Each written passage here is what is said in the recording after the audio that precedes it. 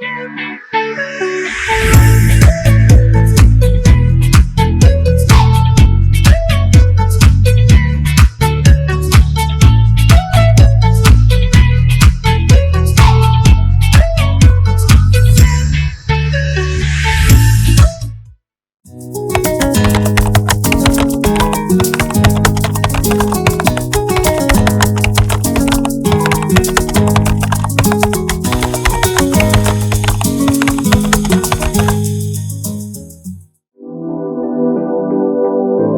initial stint with combinatorics, basic principles of counting, looked into some very basic simple problems, simple applications, and that is all that is there actually.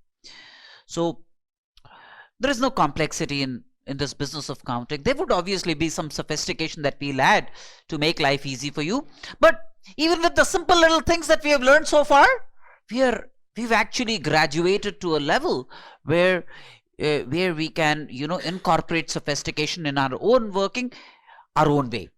So the next bunch of problems that I'm going to deal with in this sheet titled Combinatorics Sticking to Basics, we'll just breed a little more maturity, little more familiarity with fundamentals related to counting. All right. So let's then start examining these problems of the sheet titled Combinatorics Sticking to Basics.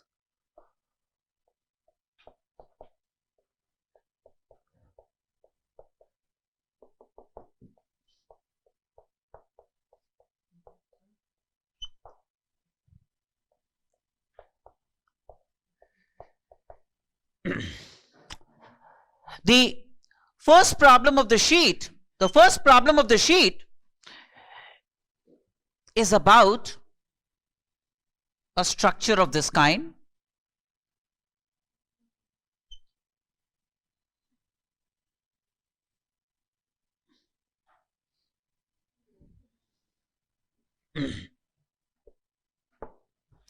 In which there are 3 rows. Row 1, R1, has 2 cells in it. Row 2, R2, has 2 cells in it. This is the third row, R3, and this has 4 cells in it. Right? Now, what is it that we want to do with the 3 rows? We have a word called person.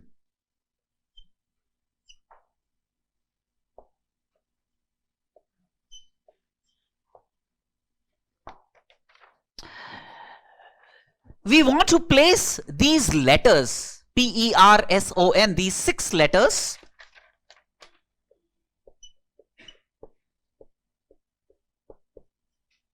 in 6 cells here, I want to select 6 cells in this array of cells, and obviously you can see there are 8 cells, but I want to select 6 of them where I could accommodate the letters of this word person. But I want to make sure that in organizing these letters in these cells, there is no row which is empty. Each row has at least one element in it. At least one cell of every row must be occupied. Question is, in how many ways can I do that? So, break the problem into 2 parts. First, select 6 cells from here, commensurate with the condition. Select 6 cells out of 8, commensurate with the condition that every row must have at least one cell occupied. Right? There are a certain number of ways in which you could select 6 cells. We'll find that number. All right. And then in these 6 cells, I'll arrange these 6 letters. In each choice of 6 cells, the 6 letters can be arranged in 6 factorial ways. Right? So what is the whole problem all about? Find the number of ways in which 6 cells could be selected. Keeping in mind that every row has at least one cell selected. Second, then the choice of 6 cells would cause the 6 letters to be arranged in those 6 cells in 6 factorial ways. Clear about the proposition, right? Okay. Now, these are the various things that we could do. Row 1, R1, row 2, R2, row 3, R3. There are 3 rows, right? I want to select 6 cells with at least 1 cell in each row. One possibility is from row 1 I select 1 cell, from row 2 I select 1 cell, and from row 3 I select 3 cells. Yes or no? That's one possibility. Sorry, 4 cells, 4 cells, 6 cells, 4 cells. That's one possibility. Or I select 2 cells from here, I select 2 cells from here, and I select 2 cells from row 3. That's another possibility, right? Or the third possibility is I select 2 cells, 1 cell, and 3 cells. And the last possibility is 1 cell, 2 cells, and 3 cells. Yes or no? These are the 4 distinct possibilities, independent possibilities, which I can explore. Right. So now let me find the number of ways in which this choice could be created. Number of ways in which I could execute this choice. 1 cell from row 1 and 1 cell from row 2 and 4 cells from row 3. Okay, let me find out the number of ways in which each of these combinations could be executed. Ways to execute. Okay. 1 cell from row 1 can be selected in 2 ways, right? Then 1 cell from row 2 could be selected in 2 ways. Any one of the 2 cells could be selected. And the 4 cells from row 3 could be selected only in 1 way. 1 way. So that makes it 4 ways of executing this combination. 4 ways of executing this combination. Okay. 2 cells from row 1. In how many ways can? 1 way. 2 cells from row 2. 1 way. 2 cells from row 3. 1 way. Yes or no? Oh, I'm sorry. 4C2 ways. 4C2 ways. Yes or no? There are 4 cells. I need to select 2. I can do so in 4C2. 4C2 is 6. So that makes it 6 possibilities for this. Yes or no? Now, 2 cells from row 1. 1 way. 1 cell from row 2. 2 ways. And 3 cells from row 3. 4C3. 4C3. Yes or no? 4C3 ways. 4C3 is 4. 4C3 is 4. So that makes it 8 ways. Okay. Then again, 1 cell from row 4. 2 ways. 2 cells from row 2. 1 way. And 3 cells from row 3. Again 4C3. That makes it 8 ways in all. Right? So the total number of ways in which I could select 6 cells, given the condition that every row has at least 1 cell which is active, there's 4 plus 6, 10 and 16, 26. 26 ways of selecting 6 cells? Yes or no? 26 ways of selecting 6 cells? You have selected 6 cells in 26 ways. Then each way of selecting 6 cells can be populated by these letters in 6 factorial ways. Yes or no? 26 ways of selecting 6 cells, and each of these modes would correspond to 6 factorial ways of organizing these letters. 1 letter per cell. 1 letter per cell. 6 factorial. So 26 into 6 factorial, whatever it turns out to be is the answer. Right? How much does it turn out to be? 18? 18,720. Okay. Okay. So far so good. Yes or no? Do you all understand everything that I have communicated here?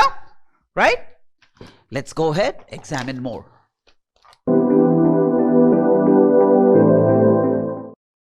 Okay. Number 2. We want to find the number of ordered pairs x comma y. We want to find the number of ordered pairs x comma y such that x and y are positive integers, means natural numbers. X and y ought to be natural numbers. X and y are natural numbers such that x plus y less than or equal to 4. All possible ordered pairs x and y in natural numbers such that x plus y is less than or equal to 4. Now, one thing which I want to take you back to, straight out of the previous class. This recipe where the number of natural number solutions to this equation,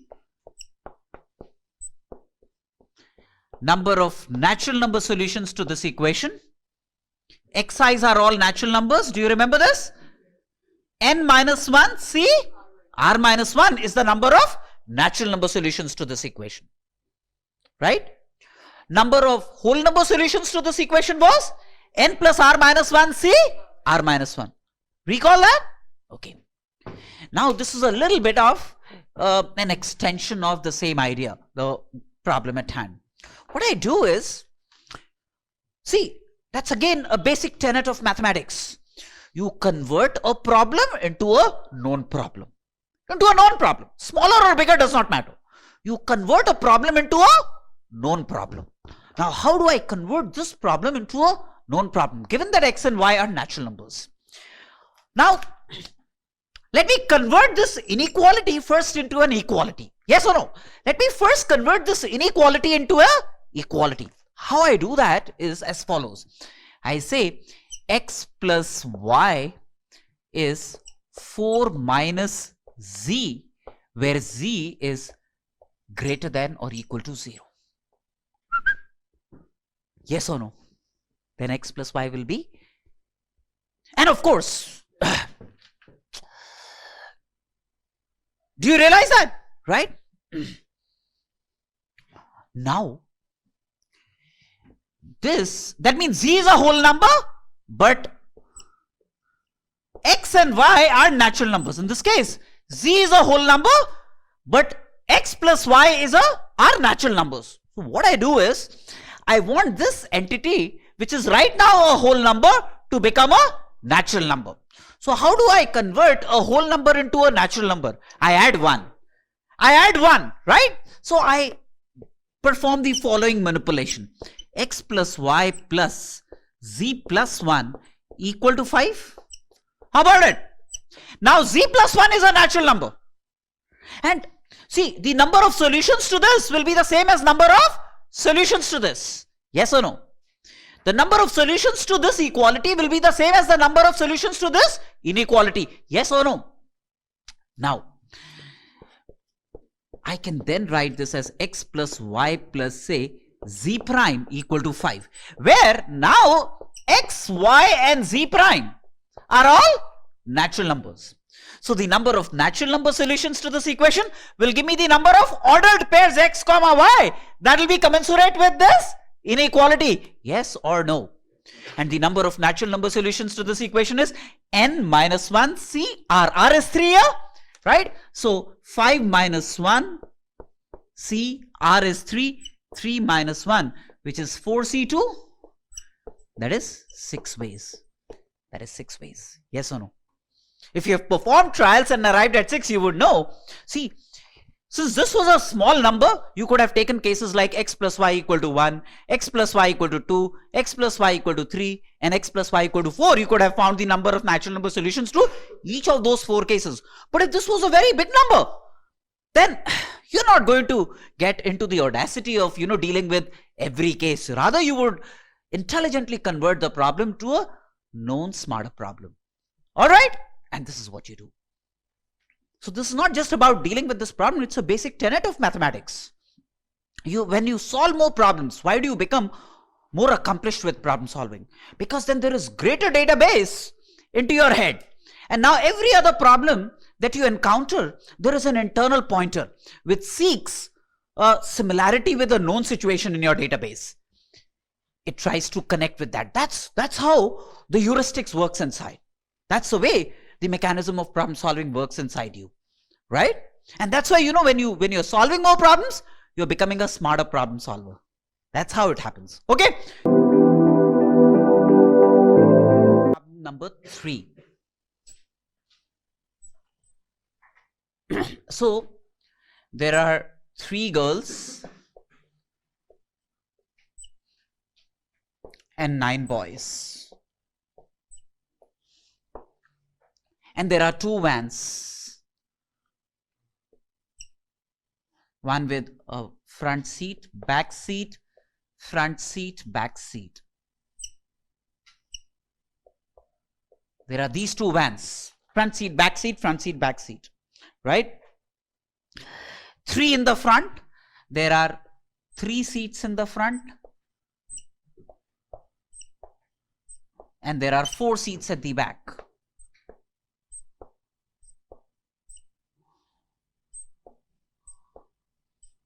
There are 4 seats at the back.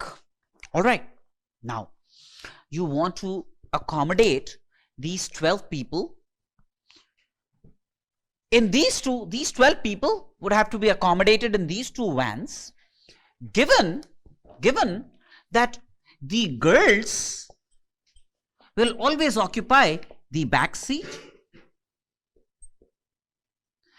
and will always be together. That means, if these are 4 slots, for example, in this van, the 3 girls could be placed in 2 ways. The 2 ways of selecting 3 slots could be 1, 2, 3 or 2, 3, 4. And then the 3 girls in a given selection of 3 slots could be permuted in 3 factorial ways, right? So first you will select 3 slots for the 3 girls. 1, 2, 3, that's one way. 1, 2, 3, that's another way. In each van, the 3 slots could be selected for the girls to be seated together. Could be either first, second, third, or second, third, fourth. 2 ways, right? Now, each time you have selected 3 slots. In those 3 slots, the 3 girls could be accommodated in 3 factorial ways. But the same thing could have been done to this van. The girls could have been accommodated in these many ways in this van or this van. That means that doubles the number of cases in which the girls could be accommodated. Yes or no? For this van, 2 into 3 factorial ways, and for this van, 2 into 3 factorial ways. So the total number is 2 into 2 into 3 factorial. That's how the girls could be accommodated. Now, there are 14 slots in all. 3 have been occupied by girls. How many are left? 11 slots. In the 11 slots, I want to arrange the 9 boys. And the order is important. So that's going to be 11P9. 11P9. Yes or no? So that turns out to be 11 factorial, 6 2s are 12. So that makes it 12 factorial, because there is a 2 factorial here that will get cancelled with this. And this is 2 into 6, 12 into 11 factorial. 12 into 11 factorial will be 12 factorial. 12 factorial number of ways. Yes or no?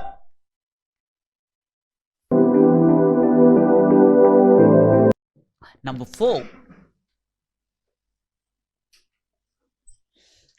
There are 10 students in a class.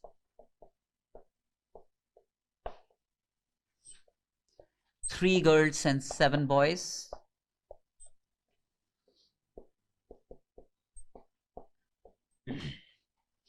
And I want to arrange them in a row such that no 2 of the 3 girls are consecutive. No 2 of the 3, same idea.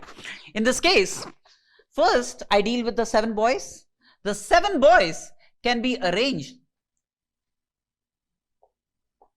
in how many ways? 7 factorial now, because they are different. Right? Now because they are different. Right? So the 7 boys can be arranged in a line in 7 factorial ways. The order is important. Now that leaves you with how many spaces? 6 into 8 spaces. 1 space, 2 space, 3, 4, 5, 6, 7, 8. 8 spaces. Now in these 8 spaces, what do you want to do? You want to arrange the 3 girls. You want to arrange the 3 girls. In how many ways can you do that? 8p3 precisely into 8p3. 8p3 ways. 7 factorial ways in which the guys could be arranged. And it leaves me with 8 spaces to accommodate the girls, given the condition that no 2 girls would be consecutive, right? If the girls are placed where these arrows are, then no 2 girls would be consecutive, and the mission accomplished, right? So in these many ways. Number 5. There are 6 pluses available to you. 6 pluses available to you. And there are 4 minuses available to you. Oh, I have missed out question number 4. Okay, let me finish 5. I'll come back to 4. How does it matter, right? The fifth problem, there are 6 pluses and there are 4 minuses. And you want to organize these along a line. And in such a way that no two minus signs come together. No two minus signs are next to each other, right? Every minus sign should be separated from its nearest minus sign with at least one plus sign. That's what you want, right? So what you do is, first of all, just think of the 6 plus signs. The 6 plus signs, in how many ways can you arrange them along? Good. One way, yaar. One way only. The 6, they are all identical. Like I said, there are times you should unlearn what you have learned. Be like a child in order that you count well. If I ask this question to a small little kid, he would have said 1. Because, he didn't learn permutation combination in my class. There are 6 pluses to be arranged in a row in only one way. Yes or no? Right? So, okay. First of all, I arrange the 6 pluses. 6 pluses. Right? There is only one way of doing that. And then, let me find out the number of ways in which the minuses could be arranged. Now, these 6 pluses leave me with 1, 2, 3, 4, 5. And at the two extremes, 2 more. 7 spaces in which the minus signs could be placed, isn't it? If the minus signs are placed here, here, here, here, here, here, here, in these 7 slots, then the no two minus signs will be together. Yes or no? So out of these 7, how many do I want to select? 4. Where I could accommodate the minus signs, right? So one way of arranging the pluses, and then just select the 4 slots from 7 available. 3, 4, 5, 6, 7. You want to select 4 of these spots in which the minus signs could be arranged. Once you have selected the 4 slots where you are going to place the minus signs, now you take the minus signs and arrange them in these 4 spots. In how many ways can you do that? One way, yeah. Right? So 7C4, which is 7 factorial by 3 factorial into 4 factorial, 7 into 6 into 5 by 6, that is 35 ways, right? 35 ways of accomplishing the mission. Got me?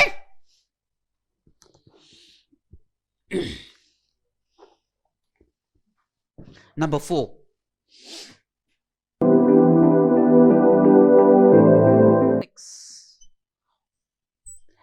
Number 6 is about a staircase of 2n steps. Number 6 is about a staircase of 2n steps. Staircase of 2n steps. All right. Now, there is this gentleman who wants to climb the staircase. What he does is, he takes steps in unit of 1s and 2s. Either he climbs 1 stair at a time or he climbs 2 stairs at a time, right? So, I'll call the 2 stair at a time as a double step and a single step, right? He takes a double step. He's capable of taking a double step. Means 2 steps in one shot, 2 steps in a shot, or he could take a single step. Means 1 step at a time.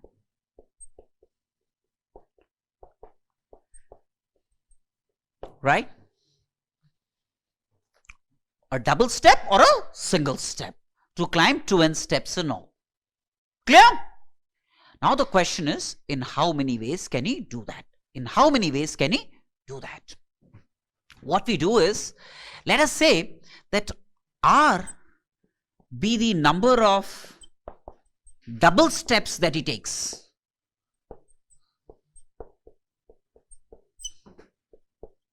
R is the number of double steps taken.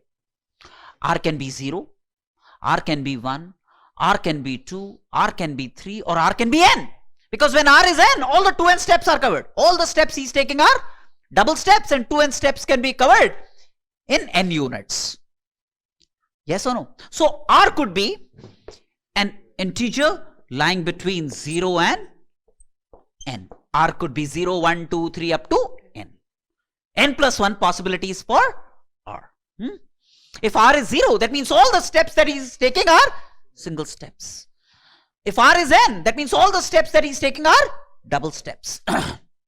Now, if R in general, so I'll have to sum up all cases. Whatever I find for a general R, I will have to sum up all the cases starting with R equal to 0 to R equal to n. I'll have to perform a count for R equal to 0. Then I'll have to perform a count for R equal to 1. Then for R equal to 2, R equal to 3, R equal to n, and I'll then perform a conventional summation on all these cases. Right? Okay. Now, if R be the number of double steps taken, then the number of steps covered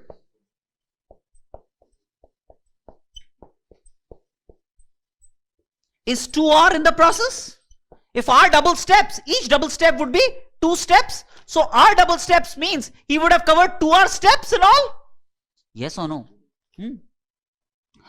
Now, steps remaining.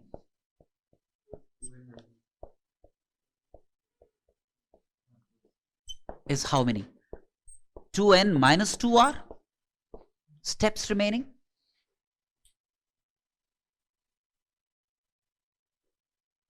Two n minus 2R steps remaining, yes or no? Now,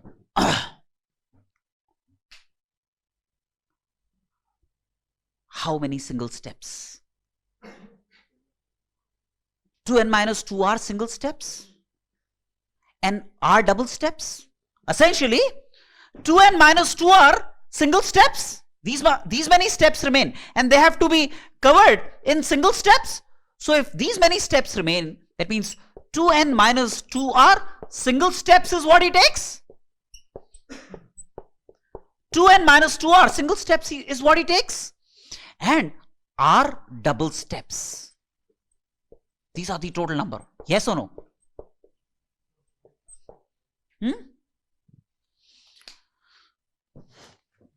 If R be the number of double steps, that means the number of stairs covered in double steps is 2R.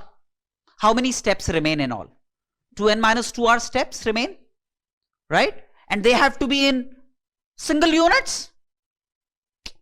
So these many number of single steps, yes or no? These many single steps, right? These many single steps and R double steps. Do you understand the total number of units of steps? Total number of units of steps will be 2n minus 2R plus R. That's a total number of steps that he has taken. These many double steps and these many single steps. These many double steps are double steps and 2n minus 2R single steps. Yes or no? So total number of steps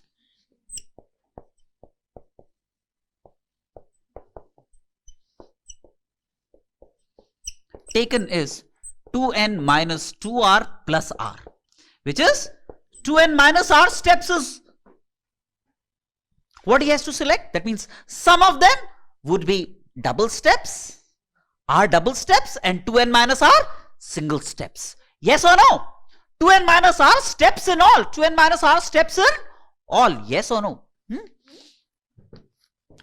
Out of these 2n minus R steps, so that means actually for any given R, there will be 2n minus R steps in all that he takes. And out of these 2n minus R, he has to select R steps that are double steps. Yes or no? Out of these 2n minus R steps, he has to select essentially R steps that are double steps. Then the rest would be automatically single steps. Right? So in the whole problem then boils down to is if these are the total number of steps for any given R, and from there he has to select R steps. In how many ways can he do that? 2n minus R, C, R ways. 2n minus R, C, R ways. These are the total number of steps to be taken. And out of these many steps, there are R of them that are double steps. Question is, in how many ways can he select R steps from these many available? 2n minus R, C, R ways. So, 2n for a given R, this is the number of ways he can cover 2n steps and all, right? But R could have been 0, R could have been 1, R could have been 2, R could have been n. So the total count would be sum of all these cases for R equal to 0 all the way to n. So the required count is this, R equal to 0 all the way to n. That's a summation. Yes or no? X, Y, Z are positive integers. X, Y, Z are positive integers, means they are natural numbers. They can assume values like 1, 2, 3, etc. Such that X, Y, Z is 120. Such that X, Y, Z is 120. There are many combinations of X, Y, Z in natural numbers that will satisfy this equation. I need to find how many ordered triplets in X, Y, Z exist in natural numbers commensurate with this condition. Number of natural number solutions to this product equation. That's what we want to find. Now, actually a very simple problem. What you need to do is this 120 can be written as 8 into 15. 8 into 15 means 2 cubed into 3 into 5. Yes or no? That's resolving it into prime factors. Resolving it into prime factors. This is the only way you could do that. Now, look, what I'll start to do is each of these factors I'll start to assign to X, Y, Z. Now, and the number of ways in which I could assign these three factors to X, Y, Z will be the required number of solutions. Yes or no? The number of ways in which I can assign these factors to X, Y, Z would be the number of solutions. For example, 3 could have been given to X or Y or Z. So there are 3 ways of dealing with this 3. Yes or no? 5 could have been assigned to X, Y or Z. So how many ways of dealing with 5? 3 ways. Now, 2 cubed. We need to figure out how 2 cubed could be assigned to X, Y, Z. See, 2 cubed, for example, one way to write 2 cubed is 2 cubed itself. Now, 2 cubed all by itself bodily could have been given to X, Y or Z. So, one way to give 2 cubed, distribute 2 cubed to X, Y, Z is 3 ways. Either to X or to Y or to Z. Or I could have written 2 cubed as 2 squared into 2 into 1. Yes or no? 2 squared, 2 and 1. Now these 3 could be permuted amongst X, Y, Z in how many ways? 3 factorial ways. 3 factorial ways. Yes or no? 2 squared, 2 and 1 could be permuted amongst X, Y, Z in 3 factorial ways. 2 squared given to this, 2 to this, 1 to this. Or 1 to this, 2 squared to this, 2 to this. That total count will turn out to be 3 factorial. There are these 3 entities to be placed in these 3 spots in 3 factorial ways. Right? 6 ways. And then, what else? 2 into 2 into 2. In how many ways can 2 and 2 and 2 be given? Only one way. Only one way. Right? Now, that means 2 cubed could be disseminated to amongst X, Y, Z in 3 plus 6 plus 1, 10 ways. Either this could be a mode of distribution.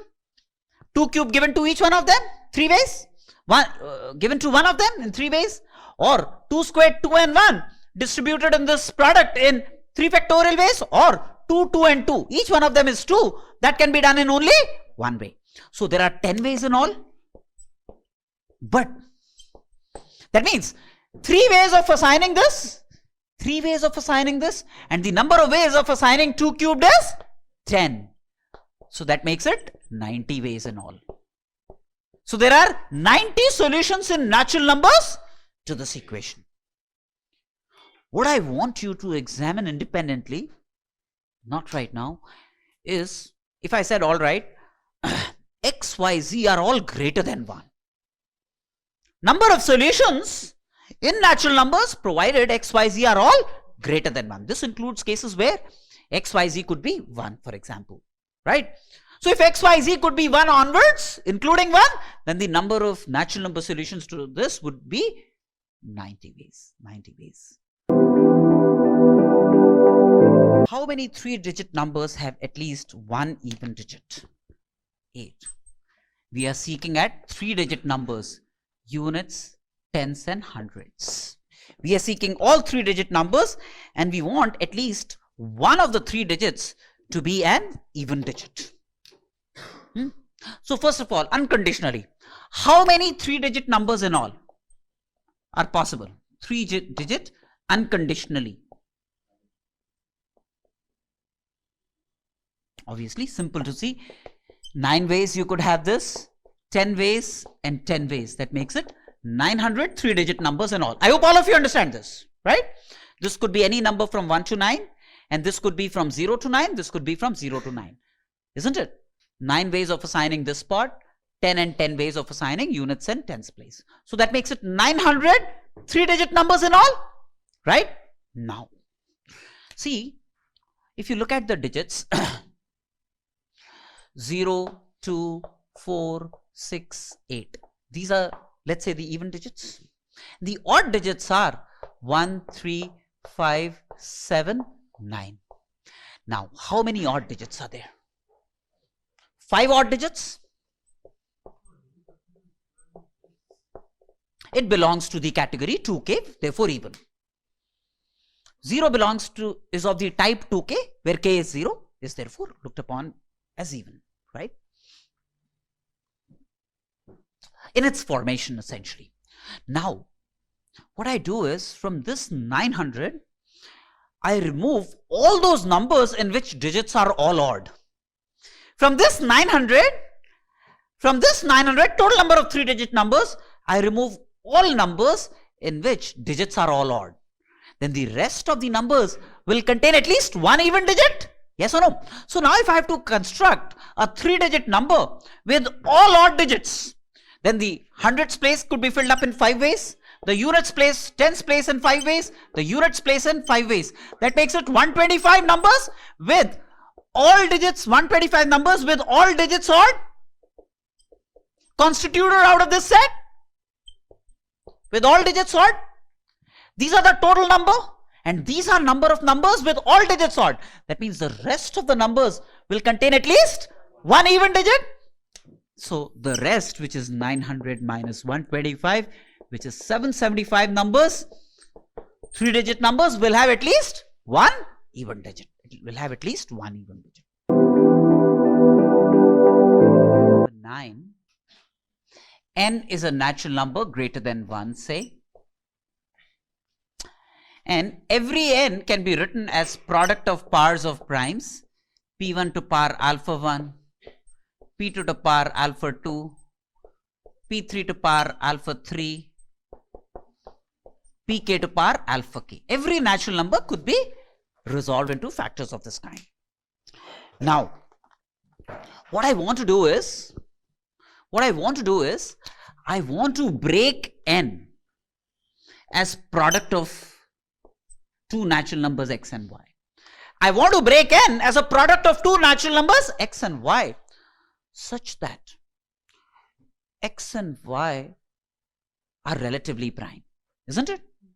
That means their HCF is 1, isn't it? When are x and y co-prime or relatively prime? If their HCF is 1, right? So now I don't want x and y to have any factor other than 1 in common.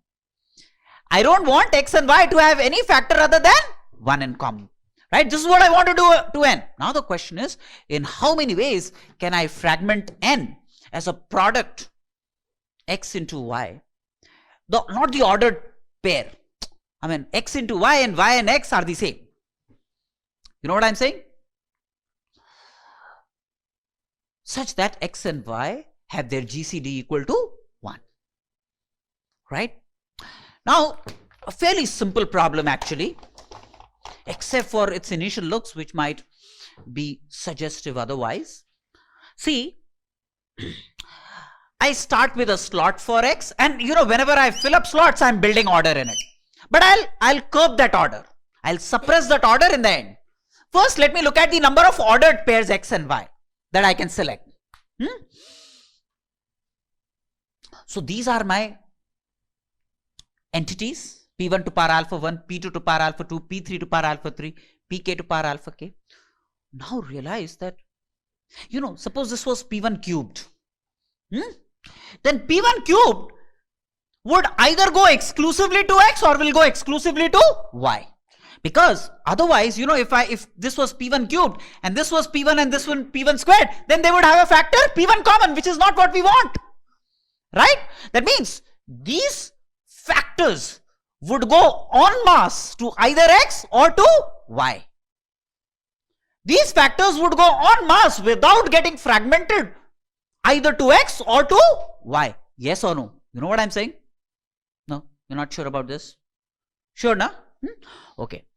That means the number of ways of delegating this to two spaces is how many? 2 ways? 2 ways of, so now I'm building order in it first, right? 2 ways of delegating P1 to power alpha 1. How many ways of delegating P2 to power alpha 2? 2 ways. It could either go to this place or to this place. 2 ways. 2 ways of P3 to power alpha 3.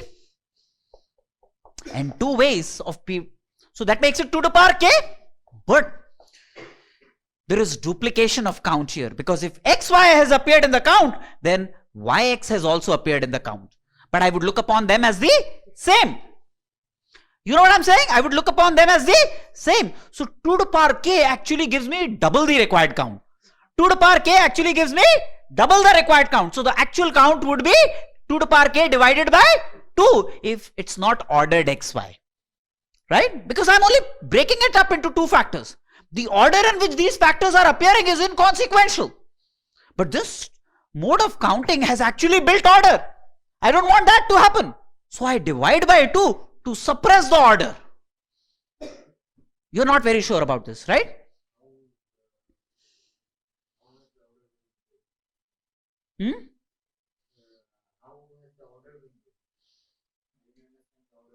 Achha, okay. Suppose, let me look at a simple case of this kind. Suppose I have 2 cubed into 3 squared. And I want to fill up these 2 spaces. X and Y. 2 cube can go here. There are 2 ways of delegating 2 cube. Or 2 cube could go there. Yes or no? 3 squared either could come here or could go there. Yes or no? This is the number of ways in which I could break 2 cubed into 3 squared as a product of 2 numbers where their GCD is 1. But do you realize in the process of filling up the first space, filling up 2 cubed in 2 ways and 3 squared in 2 ways, I'm actually getting the same pair. So do you realize I'm getting double the count when I fill up these spaces? But the actual count is only 1. 2 cubed and 3 squared, and 3 squared and 2 cubed is the same pair of numbers whose GCD is 1. So actually it's going to be divided by 2. So the moment I fill up these spaces, I'm duplicating the count here. I'm doubling the required count. Therefore I divide by 2 to suppress that count. So 2 to the power k again has duplication of count, double the required count. Yes or no? If AB has appeared as a member in that count, then BA has also appeared as a member in that count. But those 2 should be required as 1. So I pair them up, divide by 2, and there we go. So the required count is going to be 2 to the power k divided by 2 unordered pairs is 2 to the power k minus 1. If somebody said, no, I want the ordered pairs, then that's 2 to the power k.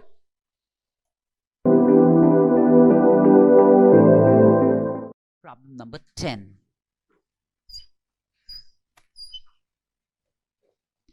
So there are 20 people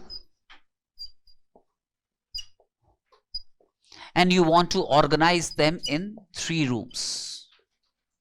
There are 20 people, you want to organize them in 3 rooms such that no room is vacant, right?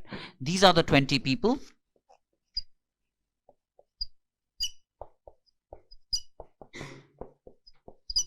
These are the 20 people and these are the 3 rooms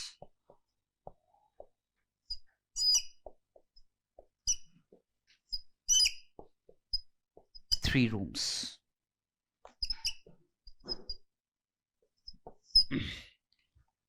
Right? And you want to organize these 20 people in the 3 rooms such that no room remains vacant. In a given room, there must be at least one person.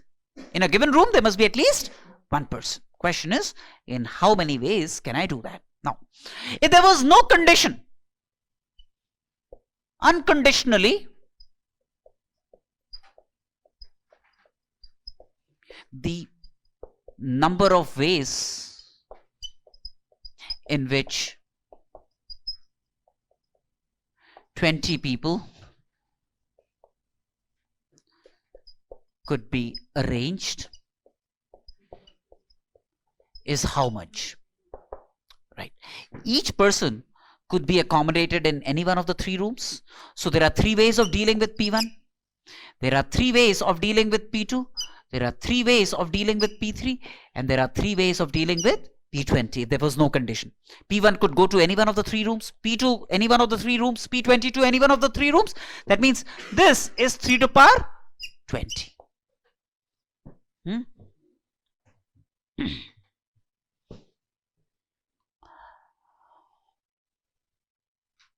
Now, number of ways, suppose NR1 represents number of ways in which R1 remains empty. Number of ways in which R1 remains vacant, for example. That means now P1 could go to any one of the 2 rooms. There are 2 ways of delegating P1, 2 ways of distributing P2, 2 ways P3, 2 ways, right? So that makes it 2 to the power 20, yes or no? Yes or no? And this must be the same as n R2, number of ways in which R2 remains vacant. This is the same as the number of ways in which R3 remains vacant, yes or no?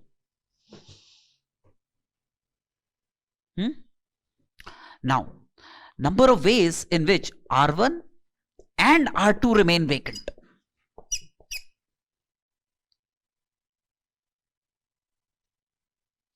In how many ways will R1 and R2 remain vacant? Only one way, yaar. Absolutely. Think simple, yaar. If R1 and R2 remain vacant, that means all 20 people are dumped here to starve and to die to death. Right? Yes or no? So there is only one way in which R1 and R2 remain empty. There is only one way in which R2 and R3 remain empty. There is only one way in which R3 and R1 remain empty. Yes or no? Yes or no? Now, number of ways in which R1 and R2 and R3 remain empty. 0 यार, ये कहां पे इसको हवा में लटकाओगे क्या ये लोग को? फुटपाथ पे थोड़ी भेजोगे. That option is not given, right? So number of ways in which R1 and R2 and R3, all 3 remain empty is 0. We are not allowing that to happen, right? Got me? Now, number of ways in which R1 or R2 or R3 remain empty, isn't it? This would mean number of ways in which R1 or R2 or R3 remain empty. From principle of inclusion and exclusion is summation NR1 minus summation N R1 and R2 plus summation N R1 and R2 and R3. Yes or no? What? Principle of inclusion exclusion? Isn't it? Now, in this case, this is NR1 plus NR2 plus NR3, which is, and each of them is 2 to the power 20. Right? There are 3 terms here, NR1, NR2, NR3, and each of them is 2 to the power 20. So, the summation NR1, this summation NR1, 3 into 2 to the power 20. Right. Now, This is 1 and 2, 2 and 3, 3 and 1, 3 members in this summation. Each of them is equal to 1. So minus 3 plus 0. This will give me what? This will give me the number of ways in which one or more room is empty, isn't it? This will give me number of ways in which one or more room is empty.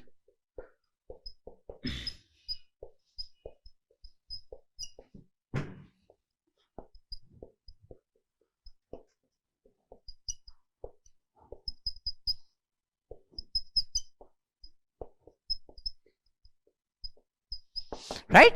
Number of ways in which one or more room is empty. And the total number of ways without a condition is how much? 3 to the power 20.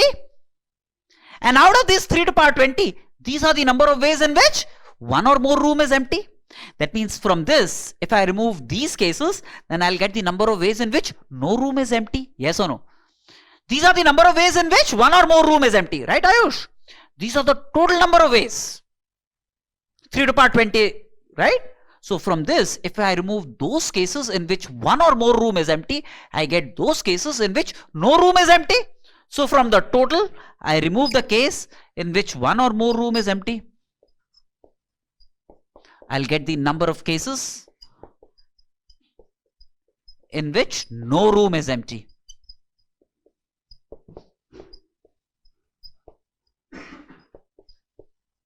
This is the required count. Yes or no? Got me?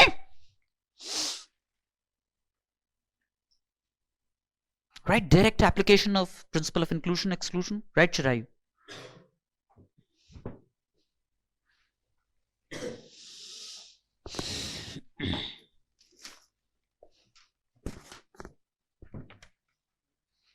Have I given to you in my last class the total number of factors of a given number?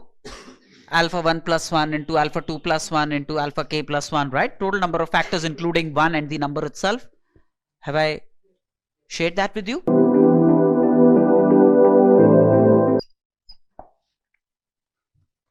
We want to find the number of natural numbers n. We want to find the number of natural numbers n. The number of natural numbers n such that n is a divisor of at least one of them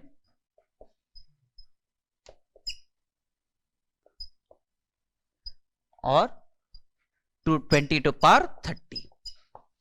We want to find the number of natural numbers n which are divisors of at least one of these two numbers, which are divisors of at least one of these two numbers.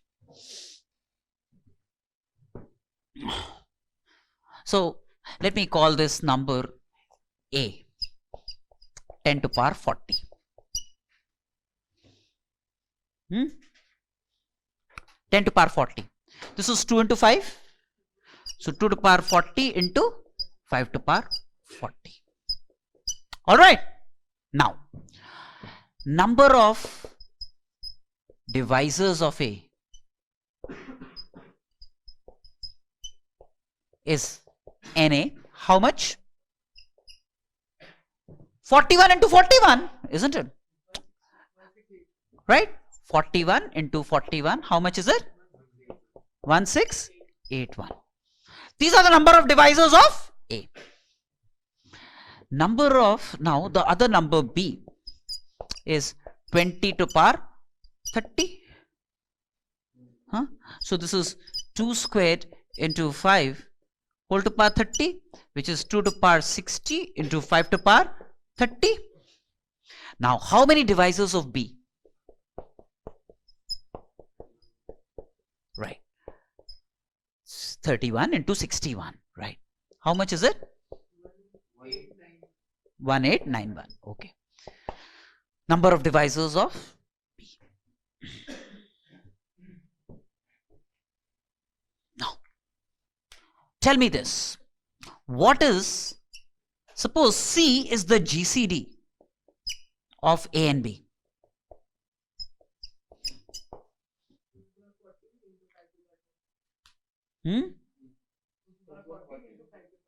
Right. The GCD of these two numbers is going to be 2 to power 40 into 5 to power 30. All of you know all of this, isn't it? That's going to be the HCF of these two numbers, right? Now, number of numbers that are divisible by, that divide both A and B, would be the number of divisors of the GCD of A and B. Number of numbers that divide both A and B, number of numbers that divide both A and B would be the number of divisors of their GCD. Yes or no? Number of numbers dividing A and B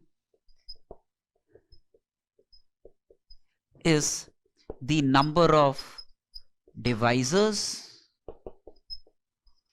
of C, which is GCD of A and B, which is number of numbers dividing both A and B, right? GCD of A and B. How many divisors of this? 41 into 31. How much is it?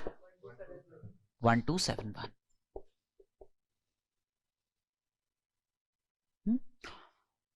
That means number of numbers that divide A or B, at least one of them, number of numbers that divide A or B from principle of inclusion exclusion would be NA plus NB minus N of A intersection B. NA plus NB, which is 1681 plus 1891 minus, how much does it turn out to be? 2301. Okay. These are the number of divisors dividing A or B. That means at least one of them. A or B means at least one of them.